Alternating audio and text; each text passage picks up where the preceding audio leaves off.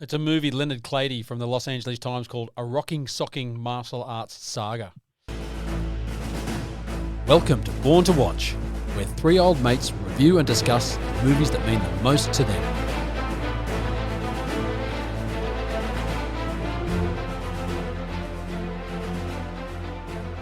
Why, hello there, fellow watchers. It's me again, Whitey, and I'm your host for Born to Watch this evening. And tonight in the Panic Room, we're doing a Jean-Claude Van Damme classic, probably the ultimate Van Damme movie, Bloodsport. And of course, with me tonight is the team. In the studio is Gao. How are you, buddy? Excellent, and really excited to be here in the Panic Room again. Where's your headband? I took it off. No, please, mate. You got to put it back on. You got to put it back on. I'll put it back on for the fight scenes. Excellent, excellent. And of course, our man from the land, Dan. How are you, mate? Good to hear you, boys. I've drunk heaps of piss. This could go very sideways tonight. Looking forward to it. Yeah, mate, we're looking forward to hearing from you. It looks like we've got a nice, stable connection, which would be something different here on Born to Watch. But anyway, Gal, Bloodsport's a special movie for the three of us. Why don't you tell us a little bit about it? Oh, it's a movie Leonard Clady from the Los Angeles Times called A Rocking Socking Martial Arts Saga. Bloodsport takes you where few have ever gone, inside the hidden Hong Kong arena where elite combatants clash in the Kumite, the little-known but hotly contested World Championship of full contact fighting. No Westerner had ever won this titanic tournament until iron-willed American Frank Dux. Bloodsport is his story, a true-life triumph of bedrock courage, uncanny skill, and steadfast loyalty. As Dux, Jean-Claude Van Damme also enjoyed a true-life triumph. This role kickboxed his career as a box office favourite into overdrive. Can you believe this? Van Damme has dazzled audiences ever since, playing heroes who simply refuse to lose. And when Van Damme steps onto the mat, Bloodsport isn't just a sport, it's a war. Mate, was there any facts at all in that synopsis? Completely non-factual. Yeah, it sounded great. But anyway, let's have a listen to the trailer.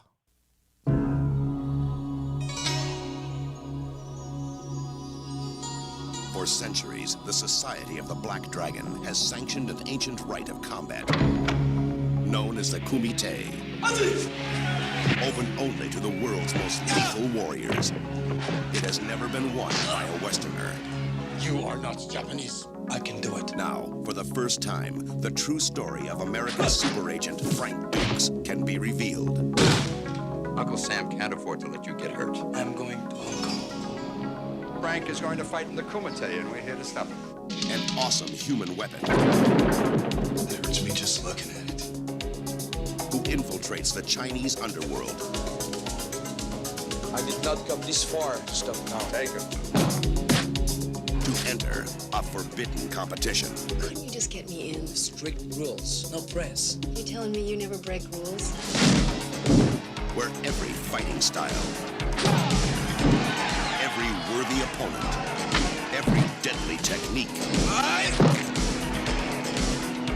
clash in savage combat. Time to separate the men from the boys.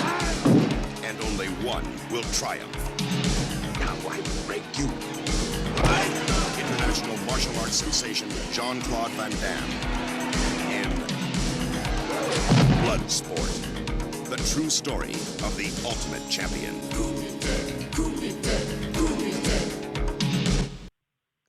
Well, what a trailer.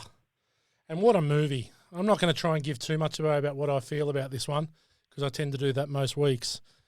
But this is probably the movie that was the first Western martial arts film that converted me to somewhat a fan, not quite to the level of Gao, of ninja movies, of the 2 for 7. But when I saw this movie, I was hooked. I was always a fan of Bruce Lee. Watched a lot of Bruce Lee movies, but obviously I got sick and tired of reading movies and I just wanted to watch someone kick some ass, and JCVD definitely served it up in Bloodsport. What do you reckon? Same for me. I'd always had an interest in martial arts, studied for a number of years under Sensei Mark Greville at Chroma Community Centre. Right. So, you know, and this Did you movie say was... Sensei Mark Greville? Yes. He doesn't sound very Asian. He was my Shidoshi. Where did you train down? What and what level did you get to? Cromer Community Centre, Morgs. Cromer Community Centre. Mate, I believe And, I trained for a long time. I believe I got to orange tip somewhere along the line. Orange belt, tinge. white belt, orange tip. What discipline? Was it karate? Kyokushin Ryu Karate. Right. Well, You just sounded like you said a guy of Mortal Kombat. What the fuck did you just say? It wasn't Dux Ryu, that's for sure. Yeah, that's right. That's right. Mate, Because I remember you practicing your katas back in 1987. Like what was the span of your karate career? Oh, it was a couple of years, I think, from memory. Yeah, he went deep. To what, 2 whole years? Yeah, right into it. But 2 karate years is like 8 years. You know, It they're is. like dog years. It is. I was the original Ralph Macchio. You know when he's in his lounge room at the start of Karate Kid and he's practicing with the book? It's from the book. Practicing his kicks. Oh, my God. So, Dan, when you hear the words Bloodsport, what sort of emotion does it evoke in you? Look, I know we watch these movies a lot, and we're all about seeing a movie at least once a year. But I haven't seen this one for quite some time, and I tell you, the annals of time haven't done it a favour. I remember it very fondly. It was something that we all watched a lot in our one ninja movie, one not ninja movie, one ninja movie, one not ninja movie period. But yeah, this one, I mean, Gal, tell us about what it cost to make, but whatever it cost, I got fucking ripped off. It hasn't aged that well. The old Bloodsport would be my initial take, Matthew. Yeah, okay. Look, and I'm gonna sit on the fence here because I could easily say, look, yeah, it hasn't aged very well, but I actually still watch this movie quite regularly, and I still really enjoy it. I think it's for what it is. It's a good fun movie. There's no doubt. There's no acting nominations going in this movie. The acting is quite dreadful. Even Forrest Whitaker is left wanting, but it's fun to watch. And I'll tell you the thing that excited me the most is then when the movie starts and straight away you see the Canon logo, you know what you're in for. And when we think about the Canon pantheon of releases in that time, movies like the Death Wish movies, Death Wish 2, Revenge of the Ninja. Charlie Bronson. Yeah. Breakin', and then Breakin' 2, Electric Boogaloo, Missing in Action 1 and 2, American Ninja, so dudes. Michael Dudikoff. Yeah. Favourite here at Born to Watch. But hang on a minute. John Voight's Runaway Train, which is a fucking quality film. And how did that get produced by Canon? Yeah. That's definitely an outlier. It gets better.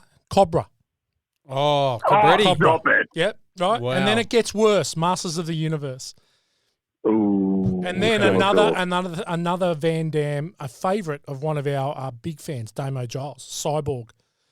Right, another couple. I like Cyborg too. Yeah, no, it's got the Hawaiian Surfer as the antagonist. Yeah, I can't think of his name, but out of War Child, out of Point Break. That's that's him. War That's Child. him. Yeah. I'm serious, man. Yeah, look, and to be honest, like not many movies are bold enough to open with a montage, but Bloodsport dives right in with a quality montage. Not only is it a montage, it's a flashback montage, isn't it? The flashback comes a bit later. So the initial montage is Hong Kong, the Kumite Stadium set up, and then an introduction to the fighters. And you see Chong Li breaking the ice, and you see each of them going through, right? So that's a really bold move. And what's even bolder is that in the first 11 minutes, there's 2 full montages in the first 11 minutes of this movie. Now, obviously, we're huge montage fans here at Born to Watch. And who doesn't love a montage? Exactly. But to have 2 in your first 11 minutes, it's either poor script writing or it's a very bold move. I'm going to err on the side of bold, but, it also could... Who wrote this? Who was it that wrote it? The writer was Sheldon Lettich. Was the guy, but maybe it was Newt Arnold. He was the director. Well, Frank Dux had some input. Well, maybe he wanted the montage. Oh, let's just calm the fuck down. We're going to get to that. All right. Well, anyway. So, look, IMDb rates Bloodsport 6.8 out of 10, and which is similar. Like Step Brothers last week was 6.9. So, 46% on the tomato meter, which is poor, but a 74% audience. Look, I'm saying this is a sad indictment on the public of today. this movie deserves to rate higher than 46. And look, I think 74 is a bit fairer. Look, and as I said earlier, I was always a massive, massive Bruce Lee fan. That was my first real introduction to martial arts. But this was the first Western movie that I watched that made me fall in love with these kinds of movies. And I'm sure. Where'd you see this one? Where'd you see it? Oh, this is a VHS for me, definitely. No, there's no. I don't think anyone saw any of these movies, any canon flicks. No, and this is. I'm actually trying. I tried to rack my brain today, thinking about when I would have seen it. Now, this movie came out in '88. I don't think we've seen this. We would have seen this till probably. I'm going to say 92 or 93. So we would have seen this after Kickboxer? Really? Yeah. Well, no, I think we would have seen it before Kickboxer. Okay. I think we would have seen it before Kickboxer, well, I don't know. I'm just trying to think when we would have. Surely we saw it before 92, 93. Yeah, we must have. 88. We must have seen it before that.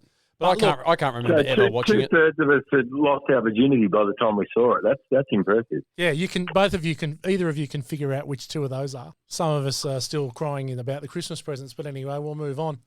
So, Gal, tell us a little bit about the amazing cast of Bloodsport. Oh, well, we've got the major star, JCVD. And this, as you said before, this is the breakout movie. He's a star before this in No Retreat, No Surrender, one of the greatest movies. But not really a star. He's just the baddie. No, he's the baddie in it. Yeah. But that's really what he's been in. And, he's been in a few other little things, but this is the one that puts him on the map and that makes him a star. Guess what movie he was in but wasn't in before this movie? What? Predator. Oh, yes, the whole Predator. He played the Predator before he got shafted because he was a midget. Well, then he also didn't want to play it, I heard, too, because he wasn't going to be seen. Yeah. So they did shoot quite a bit of film with him in it. But anyway, did they? Yeah, okay. Move on. Yeah, look, then obviously he went on. He was in Cyborg, like we mentioned earlier. One of the great names in that, Gibson Rickenbacker. I didn't even know his name in that. Yeah. Neither did I until I looked it up. Name. Great name. But then, into Kickboxer, Death Warrant, Double Impact, Universal Soldier, Hard Target. Yeah, they start to slide now. And then Street Fighter. I don't think I've seen all of those films, and I don't think I saw one of them at the movies. This is all our heyday of going down to Civic Video in DY and grabbing a Jean-Claude Van Damme flick. Yeah. And there's no way that the Hoyt Mall took any of our cash for this. No. We watched it in the downstairs of one of your houses. Yeah, for sure. That's it. Absolutely. This and Kickboxer. It's a double threat. Has anybody seen Kickboxer Vengeance? I've not seen any Kickboxer other than the first one. I think I saw 10 minutes of Vengeance Then I turned it off. Bloodsport, which I've seen none but the original. Well, there's no need. When the first one is that bad, it's good. It can only get worse from then on, I reckon. Keep going, Gowie. Who else? Well, you know what I thought? Sorry, Gow, just one more thing. When I was watching this, I was thinking about other B movies that we really used to love, and I was thinking about that Aussie doco, Not Quite Hollywood. Have you not seen that? Absolutely. Watched it not that long ago, actually.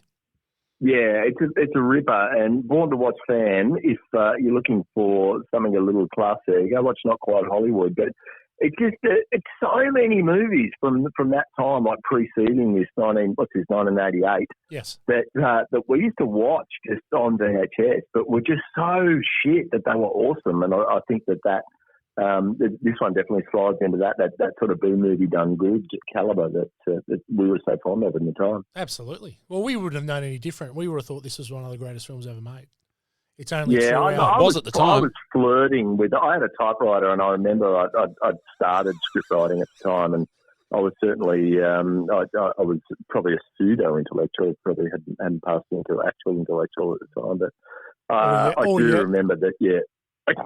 This was, in looking back at our viewing habits, we definitely loved the B movies back in the day. Mate, I thought around this time you were just playing Leisure Suit Larry on the PC. I did spend a bit of time on Leisure Suit Larry, this is true. So you were ahead of the game. On the 186. You were ahead of the game, mate. You were ahead of the game. With the dot matrix printer? Yeah, no, I had all the good gear. Yeah, you were ahead of the game, Dan. There's no doubt about that. Sorry, Gal, I interrupted. Who else have we got, Gal? Where are we going? All right, next? we'll go straight into Donald Gibb, who's best known for his work in Revenge of the Nerds as Ogre. Yes. Hasn't been in a lot of things outside of that. Interesting, I'll start off as a bouncer in the mud wrestling bar in Stripes. Yeah, right. First role. Okay. There you go. So, Dan, have you got a story about Donald Gibb? I do. I've got a Donald Gibb story. When on one of my first sojourns over to, and I decided I wanted to see the world and just look at other cultures. I went to Southern California because it's so different to what we've grown up with, and I went to seek out Donald Gibb because he was such an auteur, actor, and talent that I wanted to find out what he did with his life beyond Bloodsport. And the guy actually owned a diner in Southern California that I went and checked out. And I remember the food was pretty shit, but Donald Gibb actually lobbed in the diner, and I remember being very starstruck. And that guy is a weird-looking fucker. There's a lot of... remember Shannon Doherty, how her eyes didn't quite match? Oh, yeah, she did. And who's that bird that Clems loves on the internet?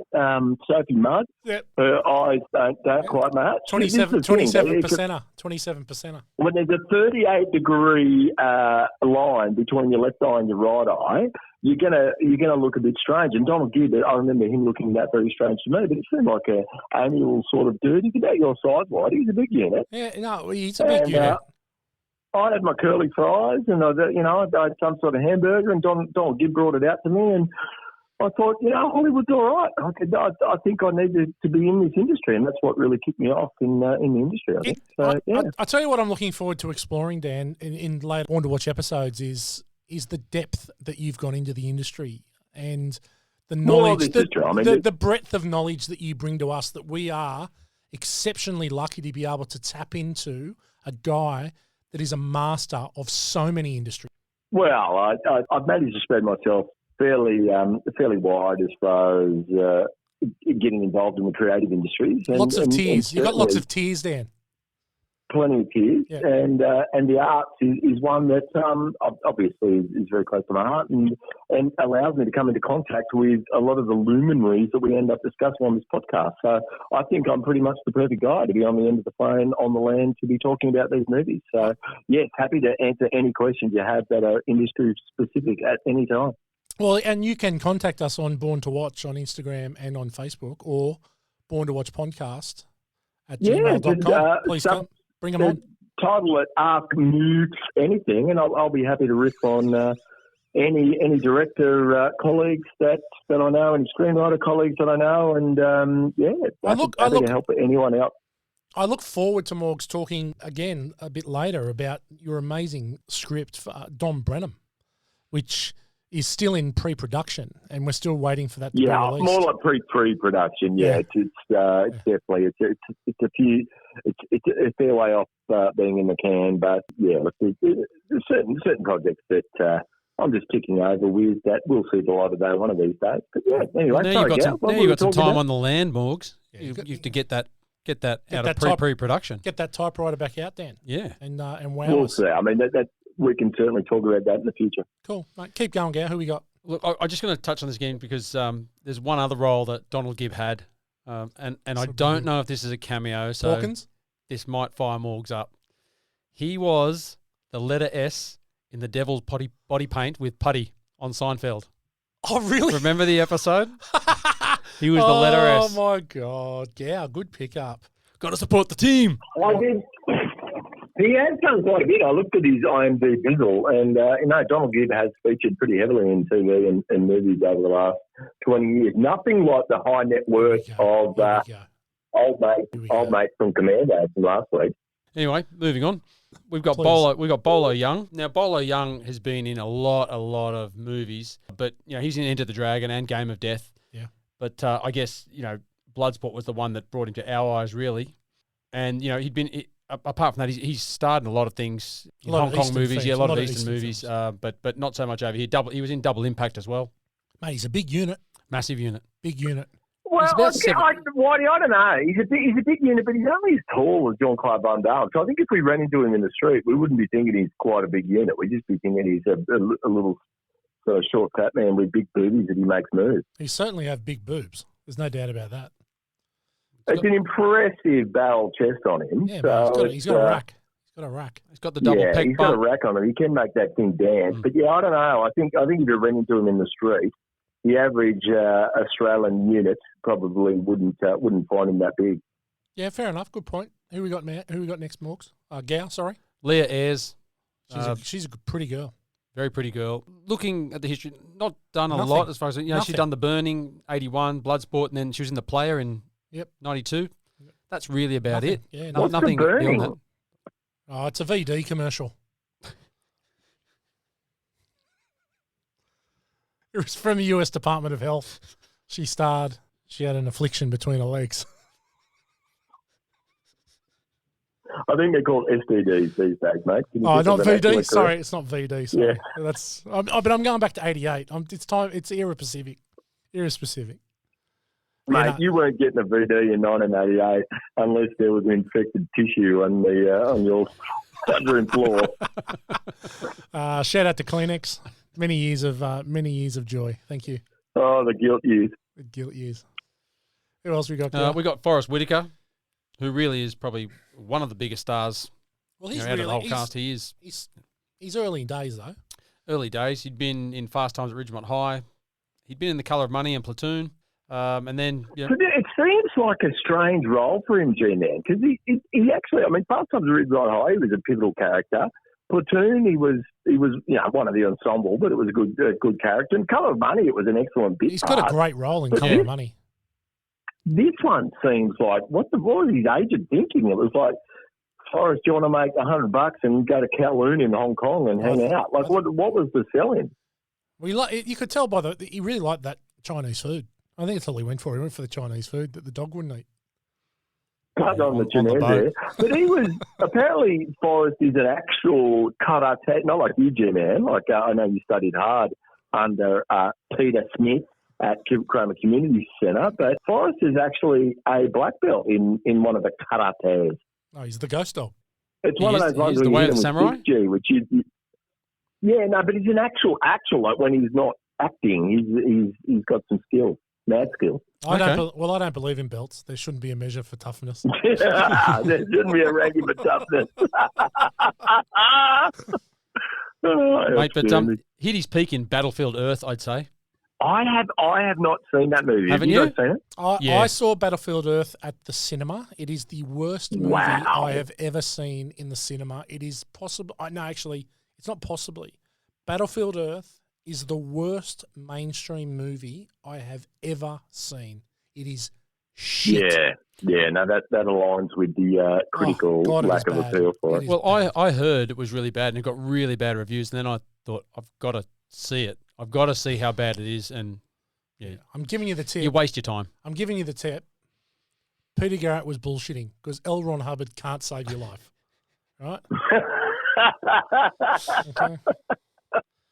It was very average. Move on, Gal. That's really it. I mean, there's not a big cast in this No, movie. there's There's a few ensemble cast, but that's really the main characters. Yeah, no. Well, it's not all star, and it's definitely not going to win any. Well, it didn't win any awards, and it definitely never should or never will. It's just good fun. We enjoy it. Look, we talked about when we saw this, but Jean-Claude Van Damme has made some pretty watchable movies in his time. He's by no means Marlon Brando when it comes to acting, but you have to admit there's a certain charisma or presence on the screen when he's on the screen. The camera likes Jean-Claude Van Damme. And I think that the people around him are the scenes when he's got with Leah Ayres, she's actually acting her ass off against like a cardboard cutout. But there's still a presence there from him, which is amazing really, because he can't act. No, and this was at the start too. But the director was looking for someone that would appeal to both the males and the females, and he's a star. I mean, you're right. He's got the charisma, and that's what got him on there. Apparently, he wasn't up to the part though. I think we mentioned our favourite Michael Dudikoff earlier, but the Canon owner, or the executive producer wanted Dudikoff in this film, but apparently the poor guy was too tall at 6'2", and that didn't work. And I think that's because he overpowered all these other midgets that we were talking about looking big on the screen. But if you rolled into them on a dark night in DY, you'd probably piss yourself laughing. Yeah, no doubt. Look, it's a small man's movie. There's no doubt about that. Old Donnie Gibb Jackson is giant. He's a giant. 6'4". Giant, He's a giant in compared the to movie. all of us. Giant, absolute giant. Okay, so let's talk about how much we think we've seen this movie. I'm going to say the over and under his 30. Now, this is a 1988 film, so it is 34 years old. I reckon I'm going to be right to do the ratings after that maths. Well done. 34 years old. I'm going to give it over or an under 30, which would be one a year. Morgs, what do you think? Over under 30? I've seen it over 30 times, but I haven't seen it for 15 years. Yeah. Yep.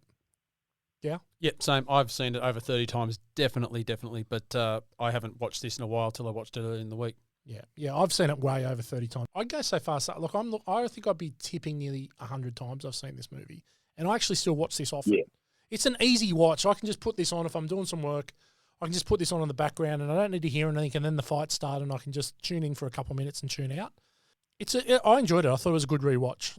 It's, again, Morgs, I know it hasn't aged well. There's no doubt about that, but there's a certain charm for me about that. I guess because I've continued to watch it, that it's a bit easier to watch for me as a rewatch. Might be a bit more startling.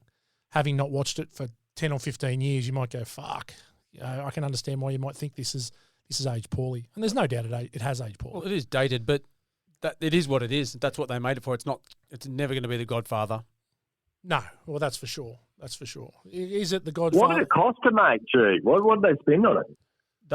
It was a budget of 1.5 to just over 2 million, grossed 15 million domestically in the US and Canada, and 50 million worldwide. Mate, so it's a money spinner. Now, originally they said 25x. Yeah, well, originally they said it made 11 million, and then it came out later that it made 50 million worldwide. So it was Cannon's most profitable film of 1988. Yeah, wow. What exactly did they spend $2 million on? Don't know. Flying everyone over. Yeah, the accommodation. Accommodation wasn't cheap in the 80s in Hong Kong. But they're in Kowloon. Yeah, it was one of the last movies ever filmed in the walled city. It was. Yeah, so it's Kowloon's a pretty cool place actually. But we look at 50 million as a. So what else came out, Gary? I know you've got some stuff here. I do. So it made 50 million, but we've got other movies that came out in 1988. Rain Man, which took all the awards: Best Picture, Best Director, Best Actor, 173 million. Yeah, right. But then you got Three Men and a Baby, 167 million. Who Framed Roger Rabbit, 156 million. Coming to America, one of our favourites, 128 million. But I mean, there's plenty that came out. Good Morning Vietnam, Big, Crocodile Dundee 2, Cocktail, Die Hard. Die Hard came out in 88. Yeah. I love Cocktail. Beetlejuice, Young Guns, Regulators, Bull Durham. Bull Durham. What did Bull Durham? You got the I don't know Bull Gow, Durham's mate. figures. Be better, Gear. Yeah. Be better. And another favourite, Red Heat. Yeah, Cocaine. Yeah, so 88 was a pretty good. It's funny, Morgs, remember you and I when we first talked about the conception for Born to Watch that we wanted to focus on 1986, and every year we do. Seems to be a fucking bumper year in the 80s, doesn't it? Oh, there's so many good movies when you go through it each year. Yeah, and 86 is a great year, but I'll tell you what, 88's a good year too when you think of it that way. Yeah, there's a real lot of good movies in there. Lots of movies that we've watched over and over. Okay, so let's move into the categories. So we're going to start with Good, the Bad, the Ugly. And as usual, we're going to talk about things that we like about the movie, things that we don't so much like about the movie, and then things that we think are downright ugly. And in this section today, we're going to talk about some of the fights. Okay, well, let's start with the good. Morgs, you want to lead us away with what you thought was good about Bloodsport? Yeah, for sure. Look, Jean-Claude Van Damme, you said before, the camera loves him. He's a good-looking rooster, all Belgian muscles, and I think just him on the screen and doing his splits, like if he's known for one thing, it's definitely getting the groin extended as far as it possibly can. Apparently, he does it 7 times in this split. Yeah. You know? And you got to do what you're good at. You know, if I go to karaoke, I'm doing whip it. You got to do what you're good at. And Jean-Claude Van Damme is. He's going to do on the fucking split. Yeah, Tomo's doing Jeremiah Was a Bullfrog. Yes. Great tune. Joy to the world. Do you reckon he had it in his contract that he has to do the splits a certain number of times each movie? 100%. I think as soon as the director saw him do it, he was like, do that a fucking again. Like, that was great. But Well, he did the splits in No Retreat, No Surrender. Remember, he's on top of the ring ropes. Yeah. He's splitting in the corner. Like this was his thing. You know, everyone's got a thing, and this is his. It's doing the splits and having. that was great, and just all of his moves. I mean, often the editing, you'd kick a bloke on the left-hand side of the face and you'd see him turn his right-hand side of the face. There's definitely some continuity issues, but I think that he looked really good on screen, and all his movie martial arts skills looked great. So the good for me was just Jean-Claude. Yeah. What about you, Gow? What do you think? Well, my good was Jean-Claude, but it was his outfit. Which one? Because I've got about 4 of them in there. His starting outfit where he wears the pleated slacks. Oh my God! Up high around the belly button. How bad's his hair? His hair's terrible. He wears this like the spandex top with the noodles over his chest. Yeah. And under a leather jacket with the collar pulled up, puffed collar. Look, not since Rat Park in '97 on the main oval has anyone wore their pants higher than Greg Highfield. And this guy, his pants are so high. I thought Sully's pants were high last week in that terrible gabardine suit. He loves the high pants, JCVD. He loves the pleated slacks. Yeah. He loves them. It's his outfits are terrible. And with the singlet. Yeah. Which I don't get, but that's his thing. Well, mate, it's if you've got it, flaunt it. He's the muscles from Brussels. Anything else? Just on that, when I watched this movie, I sat down and my eldest son, Josh, sat with me and took notes. Oh, I saw the photo. It's a great photo. We will release that on our socials. Yeah, we'll put it out there. But he put down his notes for the good, the bad. So his was the gruesome fight scenes. Loved it, especially like the broken leg scene, which I remember cringing at as a kid. Yeah, definitely. But do you know who the guy's leg he breaks is? No. Plays Tong Po in Kickboxer. Oh, I thought he was in the movie. I wasn't sure. Yeah. Okay. Anyway, good one. Yeah. He said he loved the fake fighting. Thought the fake fighting scenes were awesome, and his favourite was Donald Gibb. Oh, mate, who doesn't love Donald Gibb? Well, yeah. So good on you, Josh. Well done. Yeah, well done, Joshy. That's mate. I love seeing that photo your dad sent through to me with you taking your notes, and old school too, pen and paper. Yeah. Well done. Well done. Keep it up. Have you shown Joshy a photo of Jean-Claude Van Damme in 2022? No, but he only has to look across the lounge and see it in the flesh. I'm telling you, I don't know. Born to Watch listeners, I don't know if you know what the G-Man looks like, but just think about a shriveled Jean-Claude Van Damme, and mate, they could be fucking identical twins. So he's definitely lost a bit of his bounce in those glorious bodybuilding muscles, but yeah, he's definitely a spitting image for our own G-Money Matt Gowan. Yeah, unfortunately, I think that Jean-Claude looks like George Costanza's penis at the Hamptons nowadays. There was shrinkage! The drink! Mate, okay, so my good. I've got quite a bit here for good, so I'm just going to condense it all. But at the start of the movie where Katana slices the cap peak, epic. Yes. Oh, and we're going to get to the guy wearing the hat soon. I love how he does all the fighting and the training, and then he receives the katana sword in a brown and gold robe. It's just so 80s, right? Now, what about when he first meets Donald Gibb? What game's he playing? They're playing Karate Champ. Karate Champ, yeah. Great game. Were you good at that, Dow? Were you good at that? Oh, Gow would have been good at that. Yeah, smashed it up. Yeah. Not as good as Street Fighter at that, but yeah. I thought the fights in general in the whole movie were great. They weren't too long. Agreed. They were really well choreographed, and they were just the right length and just the right violence. They were great. Really, really good. I love Jackson. He was great. He's going to go has to be my star of the show. He was every time he's on the screen, I'm all in. Loved him. You're supposed to announce that later. No, but he might be. I said he might be. He might be. I also love, so Forrest Whitaker's probably got the most acting chops in the whole film. Every time he tries to speak, he gets shut down. I love it. It's almost like it's a piss take on him, which I quite enjoyed. I thought that the high pants were so bad, they were good. The whole high pants of Jean-Claude Van Damme were good for me. I loved it. It was so good. The high pants just remind me of him doing his dance in Kickboxer. Remember the dance in the bar? How could I forget? The worst dance. It's the greatest dance sequence in all of cinema.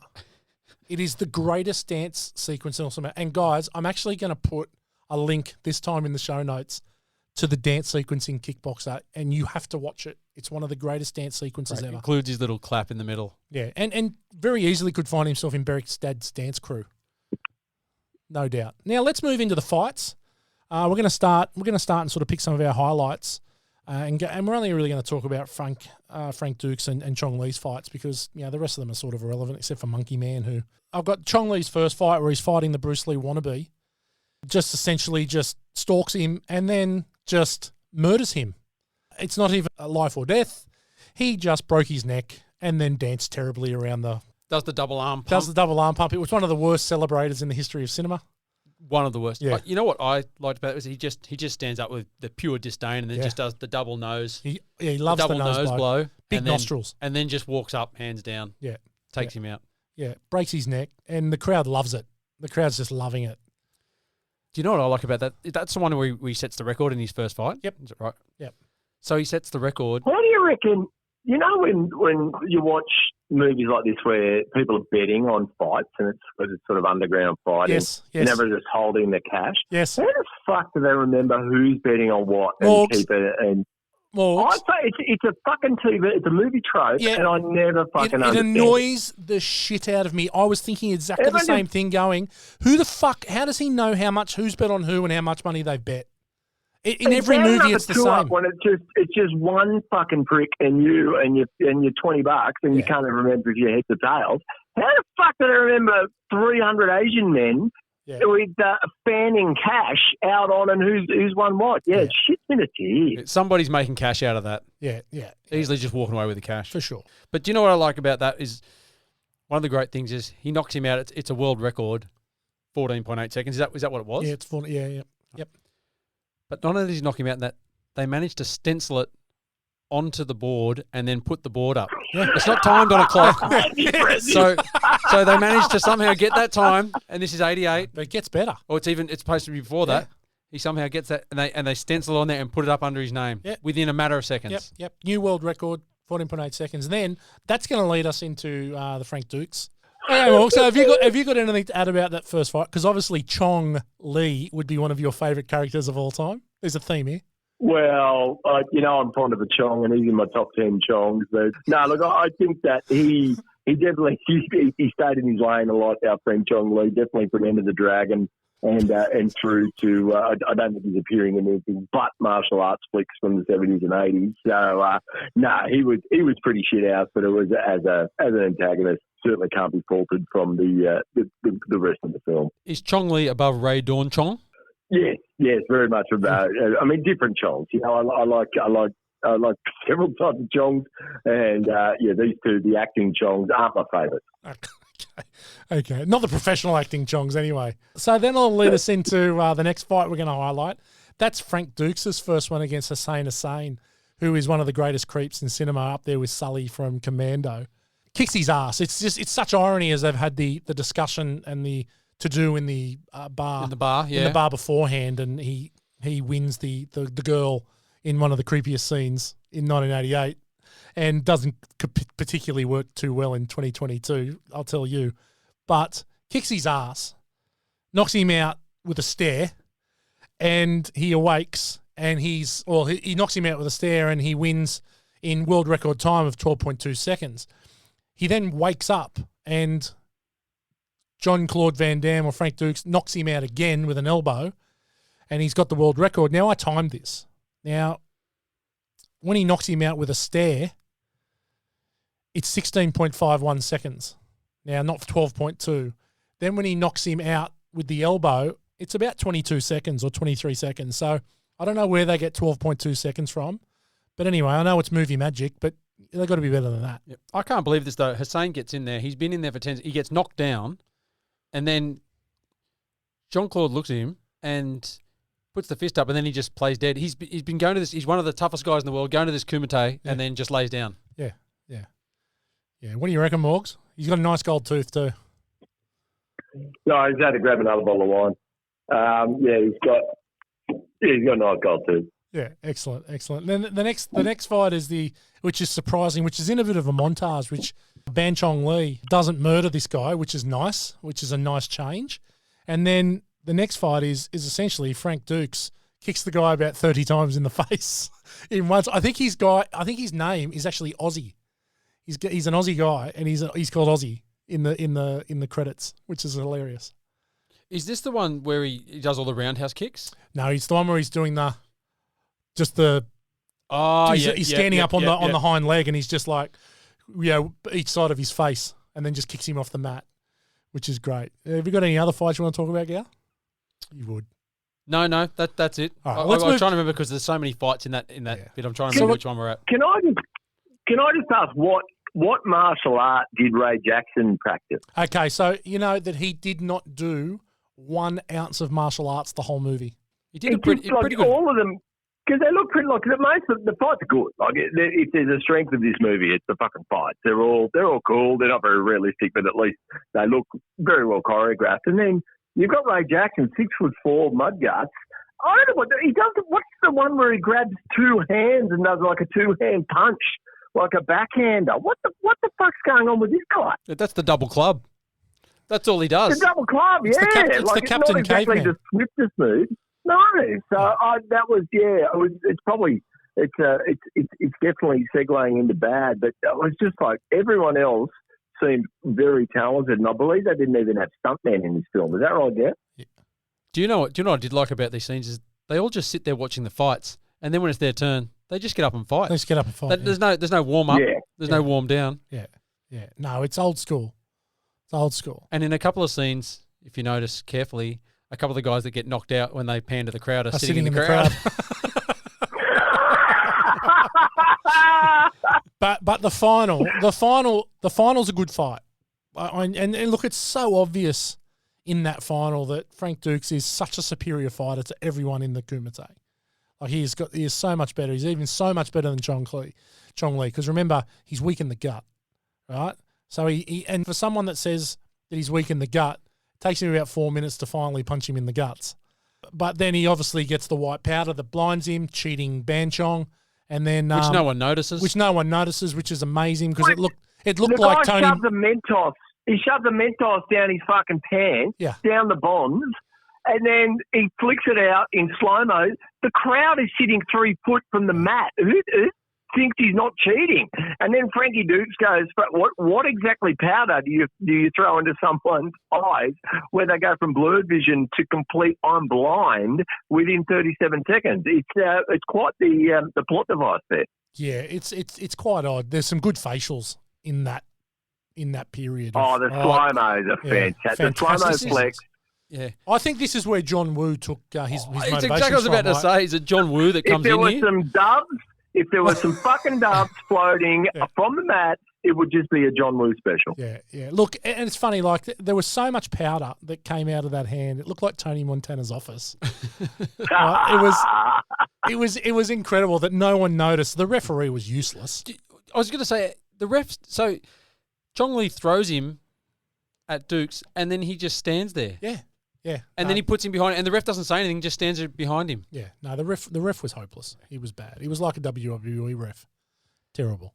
Oh, the best about that too was when Jean-Claude does that massive leap and does the massive splits in the air about 6 foot off the ground. Yeah. And then Chong Li, for some reason, rolls between his legs. Yeah. That was all he was doing, was rolling. Yeah, it was a roll. It was a powerful roll. It was a power roll, which he got well out of the way. But it was quite funny. But we know, the viewer knows that it doesn't matter that Frank has been blinded, because we saw Chekhov's blindfold early in the game where he learnt to fight blindfolded, and we knew it didn't matter, Chong Li. You're going down. You knew there was going to be a callback. Yeah.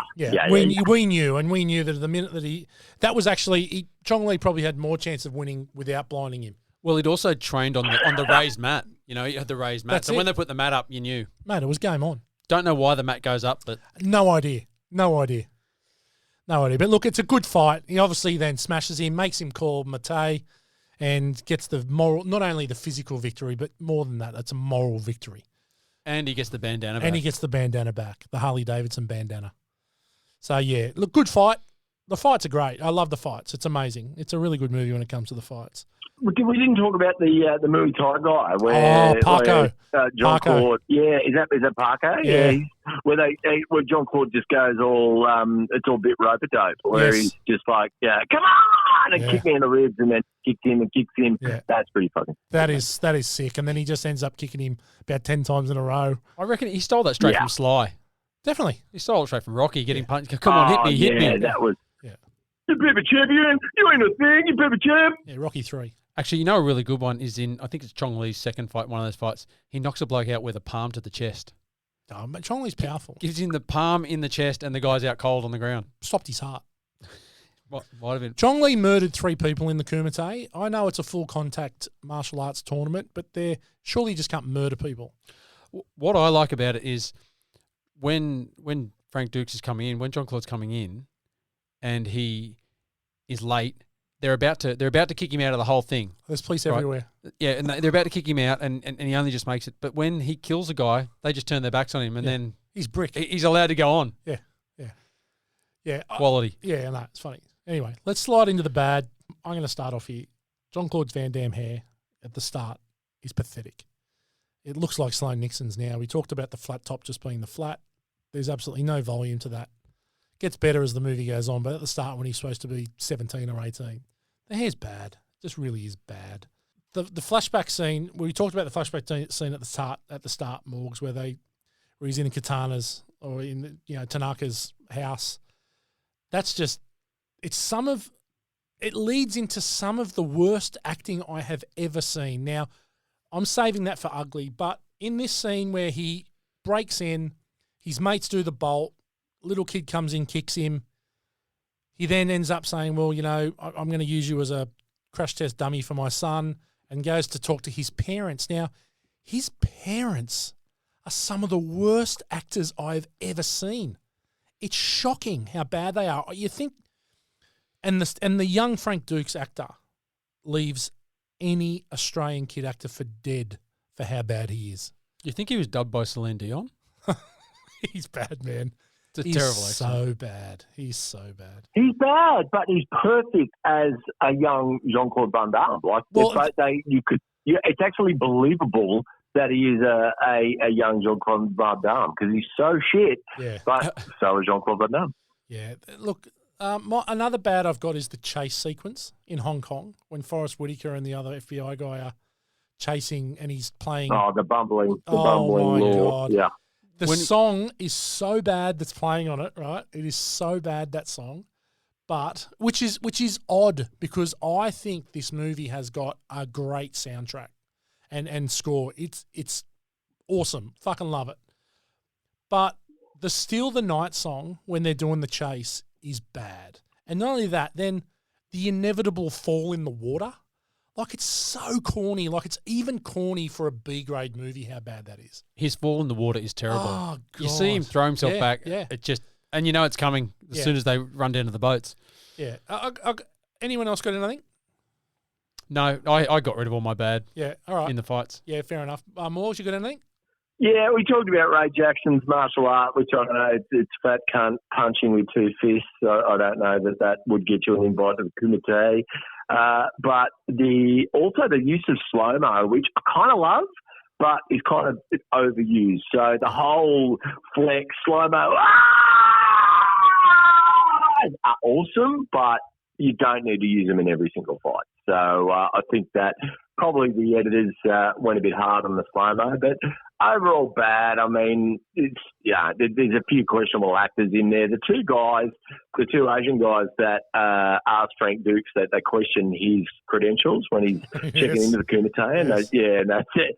Mate, I don't know where they got him and the wife of the sensei at the start. I think literally they were just walking past in Kowloon, and they were like, fucking hell, we've run out of money. We haven't got any bucks to pay anyone. Let's just grab the first 3 people that we see. So she was particularly shit out, but those 2 were only mildly better. Yeah, look, I've got 2 more. There's absolutely no need for the red undie scene after the sex scene. Or after the night that he spends it. There is no need for him pulling up the undies. pulling the undies out of his ass crack. Yep. Right, and just pushing them, and that's just gratuitous. Part of his contract. It's definitely I'm sure another. He goes, have a go at my ass. Get this on camera, and also just Janice in general. Like how far has she come from day 1 to the final day where she was so concerned about this full contact? He's going to die. She's fucking front row, clapping like a fangirl at the final about how amazing this is, and people are dying in front of her face. Right? It's just odd. I think that whole thing to be odd. But again, I'm nitpicking a little bit. Well, she went from dobbing him into the cops to sitting there ringside. It's all in the matter of 2 days. Yeah. All right. So then, ugly. You got anything for ugly? I do. I just think the whole 11-minute flashback scene, just with that, as much as he is like Jean-Claude Van Damme, that kid that's playing young Frank Dux, my God. Yeah. I mean, he is just a special unit. And to dedicate that much screen time to the backstory and then cut into the close-up of Jean-Claude Van Damme with the smell the fart acting, honestly, and apparently that flashback that's the longest flashback in movie history, 11 minutes. So I don't know if that's true. That might be Wikipedia. So I don't know if Dr. Google is quite correct there. But, yeah, that whole sequence. And I have a particular disdain for young actors of the shithouse, and the young Frank Dux. He is fucking terrible! Yeah. It's a tragedy. He's a tragedy. He is the worst child actor I've ever seen in any movie. He is so bad. When he saves the kid from the bullies and kicks the kid and stands there like he's in a fight pose, he can't even do that. It's just What Carter was that guy that he was striking when he defeats the bully? It was the Kobayashi. the Kobayashi Maru. I like in the scene where he's actually helping Shingo out. So he can't beat Shingo up, and Shingo's getting beaten by 3 kids, and then he runs over and just manages to get rid of them all. It shows how far he's come. Oh, well, he moved a long way quickly, didn't he? Yeah, Shitoshi Tanaka is amazing. The whole bet for the woman scene in the bar. I don't know what they're thinking. It didn't age very well. No, it has not aged well at all. And I'm not the most woke person on planet Earth, and even that made me go. Even in '88, surely when we watched that, we were like, "Come on, guys, like be better." The fact that he says, "Well, you know, if you win, you can have her," don't you just walk away with her? You know what I mean? Don't you just save her and just walk out? Why do you have to have? I know he thinks he's going to win. It just doesn't play. It's an all-round bad scene. It's just bad. Yeah. It can't be saved. No. It can't be saved. It's terrible. Yeah, I think Hussein with the gold tooth is a creep only equaled by Sully from Commando. He's bad. So anyway. What about the creepy guy? You're a good fighter. Good. Oh, yeah. You feel good today. He's the bookie. Yeah, he He's creeped. a dirty bookie. Creepy. Janice boned him to get into the Kumite. She did. Yeah. That's right. Yeah, Janice, mate. She did whatever she could to get in there. You got anything else, Gow? No, I want to bounce into the ugly. Please do. Which bounce into listen to this. So don't want to tread on your things here, but I want to talk about Frank Dux and his alleged record and why this movie was made. So a lot of these stories, and we'll just start with the credits at the end.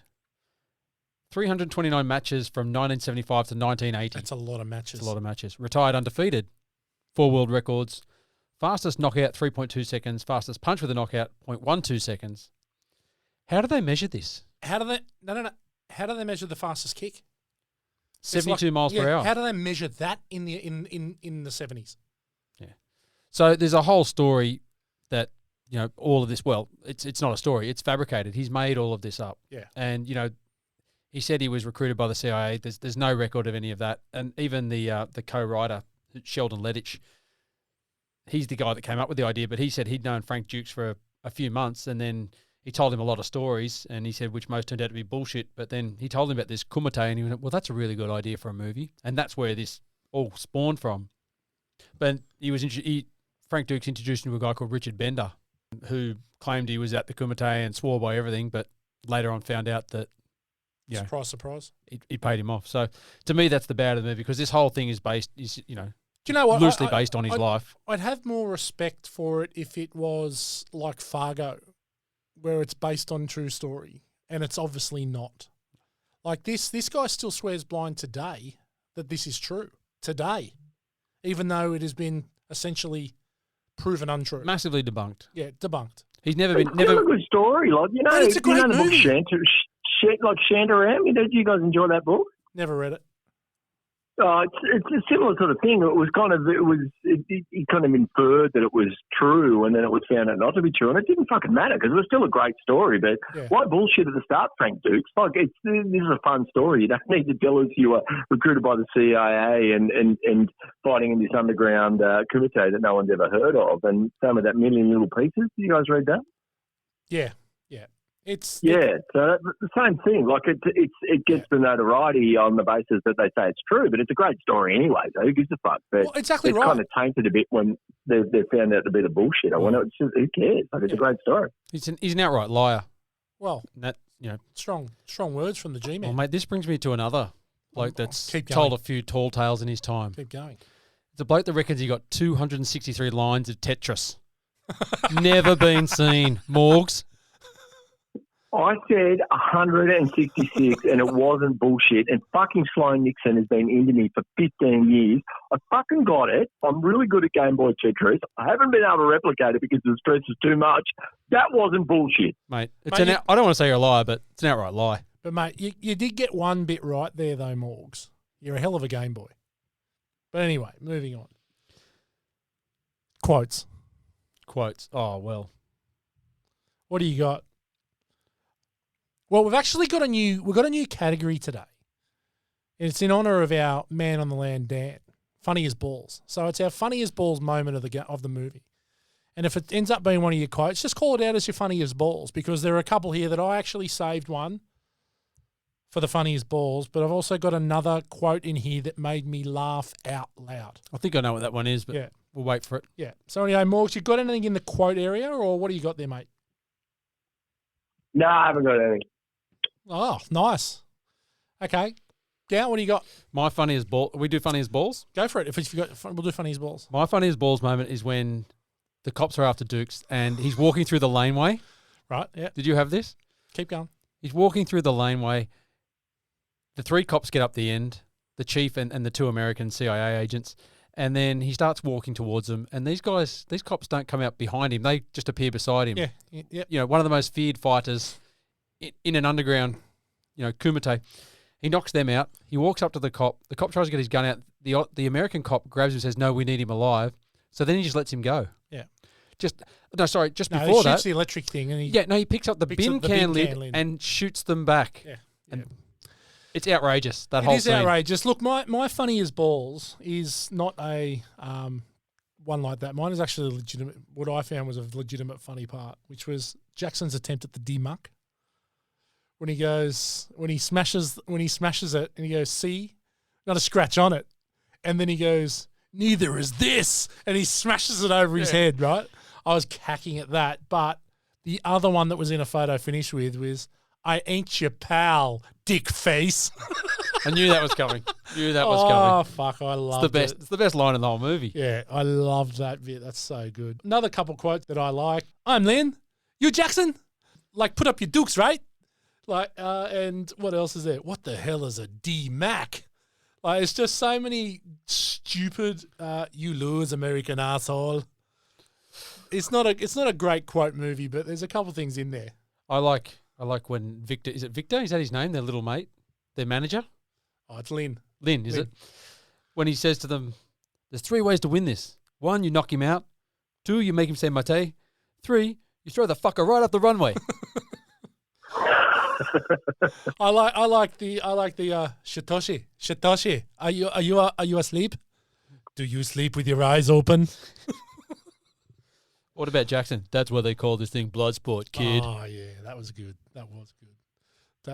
Okay, so we've gone through the quotes. We've done funny as balls. You got any funny as balls, Morgs? No, I already said fucking no. I don't think any of that was funny as balls. We need to rethink this whole segment. You're a fuckwit, Morgs. Seriously. Have another glass of wine. Have another glass of fucking wine. Can do. All right, go for it. Do it now, please. Okay, so that's going to take us in a needle drop. Mate, Stan Bush. Take it away, Morgs. What do you reckon? What are your thoughts on the needle drop? Yeah, I mean, Stan Bush, like, it does not disappoint. Like, when we used to refer to these as just a kick-ass fucking closing credit song, and you probably didn't realise that Stan Bush was responsible, along with Frank Stallone, for many of these. But Stan Bush, I think he peaked in No Retreat, No Surrender, but definitely adds certainly some classics to this particular song as well. And I think "You Got the Touch" definitely was used in Boogie Nights. Definitely a favourite, and also featured in the Transformers movie. Yeah, but Stan Bush just on absolute song again in Bloodsport, and I think just a credit to himself and the 80s in general. Yeah, so Stan Bush, an absolute legend, and as you said, Mork, some of the kick-ass credit songs, some of the best kick-ass credit songs in the history of cinema. Yeah, only probably challenged by Survivor and some of the songs that they did for the Rocky franchise. But there's a song in Bloodsport when he's down and he's on the bus and he's sort of just touring Hong Kong and he's feeling alone, and it's called On My Own. It's some of the best lyrics you'll ever find in a song. It starts like this. It goes, "It hurts to find you failed the test, knowing that you gave your best. As your friend, I'll never let you down. I know you didn't mean to leave me on my own, alone at night. I'm going to gather my strength, going to find the power. Then you know I'm going to make it right on my own." It's just like romance. There's not a lot of subtext in there. It's a bit lacking in metaphor, a bit like Bon Jovi's, Definitely. which we all loved at the time as well. But you certainly didn't have to dig deep beyond the surface to work out what Stan Bush or John Bon Jovi were trying to say. Yeah, no, look, he's one of the best. He really knows just how to. It's more the music than the lyrics. You're not listening to the lyrics so much. But obviously the song "Fight for Love" is in there as well. It's just he kills it. Stan Bush just kills it. The soundtrack to this movie I reckon is excellent. Well, how many songs is there? And they're just Stan Bush's. Yeah, three songs. Yeah, and they just they just riff on those songs. So there's like Muzak versions of it in the background. You know, it's just when he's on his own on the bus and On My Own alone. Oh, mate, it's so good. As Morg said, there's no subtext. It's just what you see is what you get, and that's Stan Bush to a T. So, obviously, moving on from the needle drop, we're almost done. It's scary. This has gone fast. It's been fun. What about? Oh, there's one more. What about this? What's that one called? Listen to this.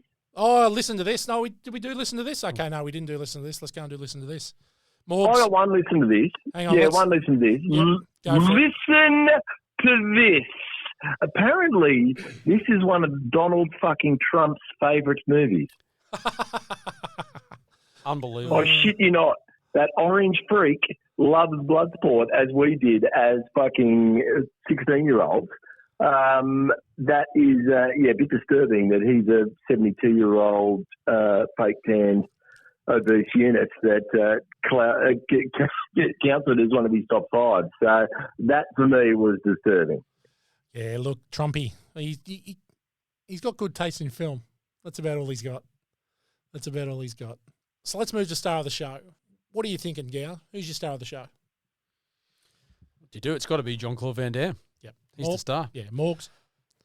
Can't go past him. JCVD. Yeah, Jean-Claude for me. He's the star. He's got some sort of charisma, there's no doubt. He can't act for shit, but he's definitely got some presence on the screen. Okay, final thoughts. I really like Bloodsport. It hasn't aged particularly well, but I don't care. I think the fact that I've still watched it regularly, it probably hasn't. It's probably helped it not age as bad for me. I understand, Morgs, you're not seeing it 15 years. It would look like some ancient relic, but I still love it. The fight scenes are amazing. The choreography in it is amazing. The soundtrack is great. The acting is awful, but as a package, I think it's good fun. I really enjoy it. What are your thoughts? Yeah, you know what you get with this. Yeah. It's what it is. Yeah. And it's bad acting, and it's a small budget movie. Yeah. And it was really, really good in its day. Yeah. Hasn't aged well. We've said that a few times, but it's still something you're going to watch because it's easy to watch. Absolutely. What do you think, Morgs? He's fucking terrible. I haven't seen it in 15 years. I won't be watching it for at least another 15 years. Fucking awful. Really? I just don't see all I do is see the flaws now. At the time, I sort of saw the fun of it and saw the fight scenes, but now all I do is think, fucking cost $2 million. What did they spend the other $1.985 million that they didn't pay Jean-Claude Van Damme on? Like, Jesus Christ. And what did they shoot it on? Fucking Handycam mini disc. Like, what is going on there? So, no, it won't be rewatched for me again, ever.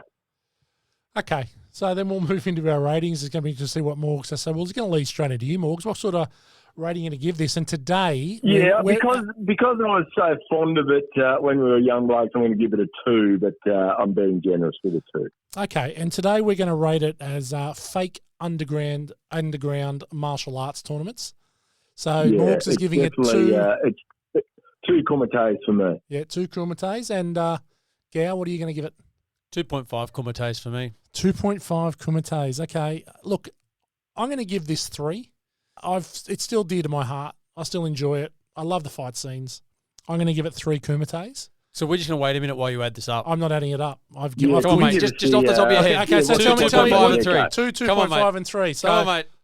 Come on. 2.5 Oh, well done. Well done. Yes, okay. See, I'm calling bullshit. I reckon the only reason you picked 3 was so that you could actually work out the average.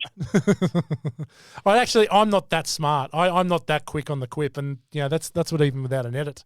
So, Gal, where's Bloodsport going to sit at 3 Kumites in the pantheon of Born to Watch films? It's not fucking 3. It's 2.5. Oh, sorry. 2.5. Where does it sit at 2.5 Kumites? It sits right alongside the Golden Child with 2.5 Ashanti daggers, and that's at the bottom of our list. Equal last at the moment. Equal last. It's about where it should sit in the movies we've done. Yeah. Probably it does. It does sit. I'm quite comfortable saying it's as equal a movie as Golden Child, which is a slight on Eddie, but it probably is about the same sort of standard. When you look, it's no Backdraft. Certainly not Commando, Step Brothers. Nah, doesn't compare. All right. So, what are we watching? I haven't watched much this week, to be honest. Been watching a bit of Animal Kingdom. I think I mentioned that last week, but that's really all I've had time for. Yep. What about you, Morgs? Got anything to suggest? Better Call Saul just finished the mid-season cut off for the final season of Better Call Saul. If you haven't watched it, fucking watch it. Did you like Breaking Bad? Of course, it was amazing. Whoa, hang on, sorry. Whitey, what's your thoughts on Breaking Bad? Yeah, the first 2 episodes of season 1 are pretty cool. You're fucking shit. How can you have a podcast that talks about culture and film and television and fucking not have seen Breaking Bad? Anyway, we'll talk about that on another episode, but everyone else out there, Better Call Saul, just fucking watch it. It's amazing. Okay, you finished? Thank you. I watched part 2 of season 4 of Stranger Things. A really good finish. 4 hours and 2 episodes. It's well worth a watch. I'd say it's probably the second best season 4 after season 1. So yeah, Stranger Things season 4, well worth a watch. Get into it now. It's all on Netflix. It's been fully released. And that's it from us for this week. Another quality Born to Watch episode. Bloodsport, dear to all of us now except for Morgs. What are we doing next week? What's our next week movie? Next week. Can I fucking pick one? Sure, mate. Go for it, please. We pick Tombstone. Okay, I'll be a Huckleberry. Yeah. I'll be a Huckleberry. It's a bit. We haven't done a Kurt Russell film for at least 3 weeks, so I just want to get back into it. Our lane. We've missed him. Val Kilmer. Fucking Tombstone. You guys are gonna love this one.